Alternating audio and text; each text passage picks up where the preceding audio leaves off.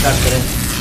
Students, आज का topic है जो हर एक इंसान यानी कि एक मेल और फीमेल की जरूरत है, यानी कि किसको जरूरत है? मेल और फीमेल को, न कि लड़का और लड़की को। ठीक है, आज का टॉपिक ये है कि इनफर्टिलिटी, यानी कि क्यों लोग आजकल बांझ रह जाते। सॉरी, बांझपन ज्यादा आ रही है आजकल। पहले गांव में इक्का दुक्का हुआ करता था एक गांव में, लेकिन आज उनकी संख्या में दिन पे दिन बढ़ोतरी हो रही है। आए दिन कोई ना कोई ऐसा केस मिल रहा है। क्यों? आखिर क्यों? क्योंकि एक लाइफ स्टाइल है और दूसरा है मोबाइल का यूज।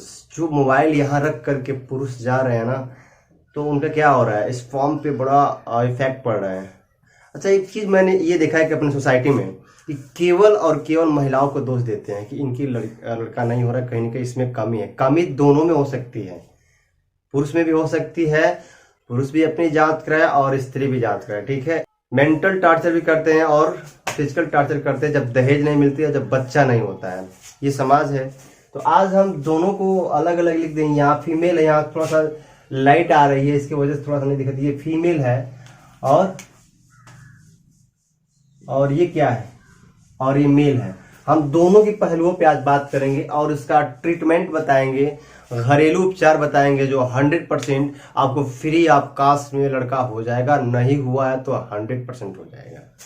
वीडियो के अंत तक बने रहिए, है ना। पहले तो मेल पे बात करते हैं।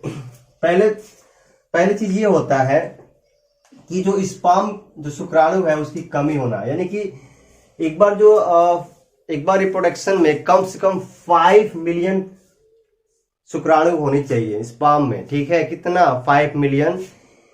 अगर देखा जाए तो लगभग ऐसे मान लो राउंड फिगर पे 1 चम्मच। ठीक है, हाँ। अब दूसरी चीज, अगर 1 चम्मच 5 मिलियन है, 5 मिलियन शुक्राणु है, उसके बावजूद नहीं हो रहा है तो कहीं ना कहीं क्या है, माइटोकांड्रिया का मोमेंट। जब माइटोकांड्रिया, तो वही क्या करते हैं, वही शुक्राणु को ऊपर ढकेलने का काम।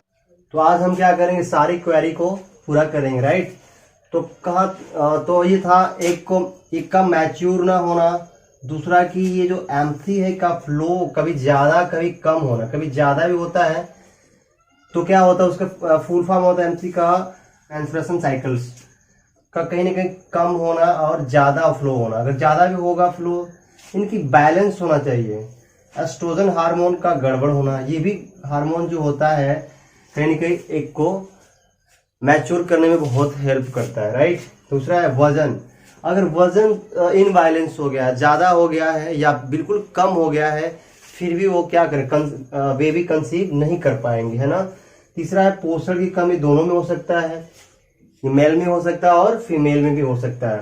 तीसरा फ्लोपियन ट्यूब का बंद होना। ये जो ट्यूब दिखाई दे रहा है, उस ट्यूब में क्या होता है, कहीं ना कहीं वो जो एक्स पकड़ता है ट्यूब, तो कहीं ना कहीं दब जाता है, पिचक जाता है, या ज्यादा उसमें चर्बी हो जाती है। ठीक है, या तो कहीं कहीं जो यूट्रस है, गर्भाशय है, उसमें दिक्कतें आती है। मैं यूट्रस बना करके अभी बता रहा हूँ। ठीक है, तो ये कुछ तथ्य थे, अब आगे हम बता रहे हैं आपको। और एक चीज और है,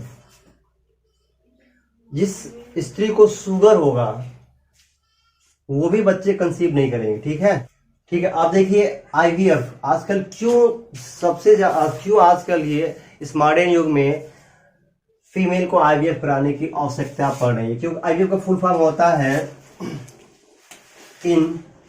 आई से इन और वी से विट्रो, एफ से फर्टिलाइजेशन,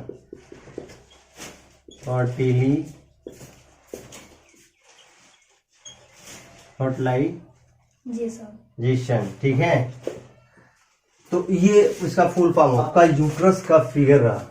कोई अच्छा फिगर का ड्रा नहीं किया हूं, लेकिन समझने के लिए अच्छा ये फिगर फ्लैश आउट हो रहा है। ठीक है, आप देखिए कहीं कहीं ये अंगुली की जैसा बना हुआ है, यही क्या करता है, ये फ्लोपियन ट्यूब है।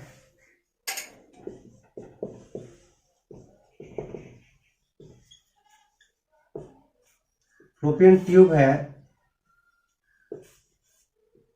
और ये फ्लोपियन ट्यूब कहीं कहीं अगर चपक जाता है या कोई अवरुद्ध हो जाता है, तो एक तो मैच्योर हो रहा है, लेकिन यहां से एग जाएगा नहीं तो फर्टिलाइज कैसे होगा। तो ये क्या होता है, कभी कभी यूट्रस की जो अंदर की जो लेयर्स होती है, जो यूट्रस की जो अंदर की लेयर्स होती है, ये भी कभी कभी इसकी दीवारें क्या होती है, मोटी हो जाती है। इसकी वजह से बेबी कंसीव नहीं हो पाती है। नेक्स्ट थिंग की यहाँ जो होती है इंसुलिन रेजिस्टेंस, एक से यहाँ बन रहे हैं, यहाँ बनते हैं, तो ये क्या होता है, पकड़ लेता जो अंगुली की टाइप की जैसे होता है, और दूर हो तो नहीं पकड़ पाते, ये भी एक कारण हो सकता है। ठीक है, मैंने ये भी बताया है कि जिन स्त्रियों को बच्चे कंसीव नहीं कर पा रहे हैं उनको क्या करना चाहिए, गुड़हल का फूल हर मॉर्निंग में खाना चाहिए, कम से कम 10 ठो। ठीक है, उसके बाद से अशोकारिष्ट है ही आपके लिए, राइट। और न्यूट्रिशन पे काफी ध्यान देना होगा। अब पुरुषों की बात करें तो सबसे अच्छा है कि चूना, ये चूना में कैल्शियम कार्बोनेट होता है। ठीक है, और उसके बाद होता है लौंग। लौंग दिखने में ही सही होता है लेकिन काम बहुत है। ठीक है, ये लौंग हुआ, उसके बाद से लहसुन का सेवन बढ़ा दे।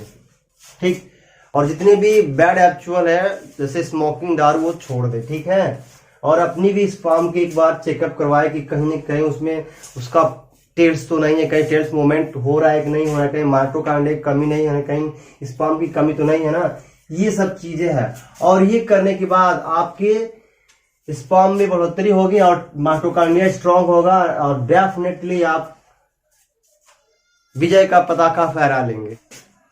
अब देखिए, कहीं ना कहीं लोग गलत दिशाओं में मेहनत करते, खूब ताबड़तोड़ मेहनत कर रहे हैं, पूरा मेहनत है लेकिन फल नहीं मिल रहा है। मेहनत कहते मेहनत तो कर रहे हैं, फल देना भगवान का, मैं इडियट। कहीं ना कहीं आप गलत दिशा में जा रहे हैं।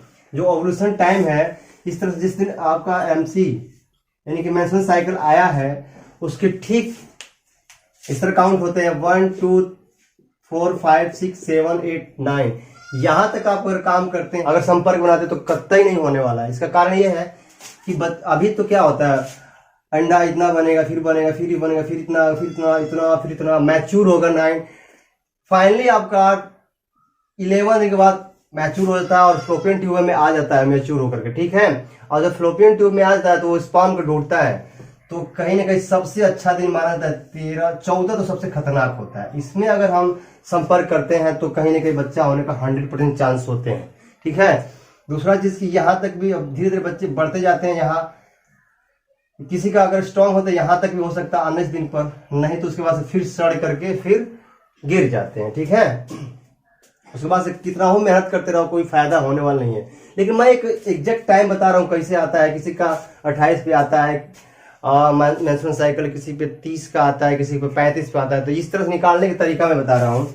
मान लीजिए कि आपको 28 पर अगर आ रहा है तो उसमें से केवल 14 घटाना है, सब में से 14 घटाना है, तो कितना हो जाएगा 14 दिन पर दिन। इस दिन मुलाकात करिए, 100% फर्टाइल कर लेंगे। ठीक है, उसके बाद से 30 दिन पे इसके आ रहा है तो फिर इसमें से भी 14 घटा लो तो कितना हो जाएगा 16 दिन। 16 दिन के बाद संपर्क में आने से बेबी कंसीव हो जाएगा। फिर किसी का 35 दिन में आ रहा है तो ये आपका 21, फिर 14 घटा लो इसमें से तो ये आपका 21 दिन होता है। ठीक है, इस तरह से आपका जितना भी आ रहा है आप उसमें से केवल 14 यानी 14 घटा लो, और उस दिन जा करके भैया बढ़िया से मिलो इत्मीनान के साथ, फील फ्री होकर के, ओपन माइंडेड, टेंशन दूर, काम खत्म। Okay, bye.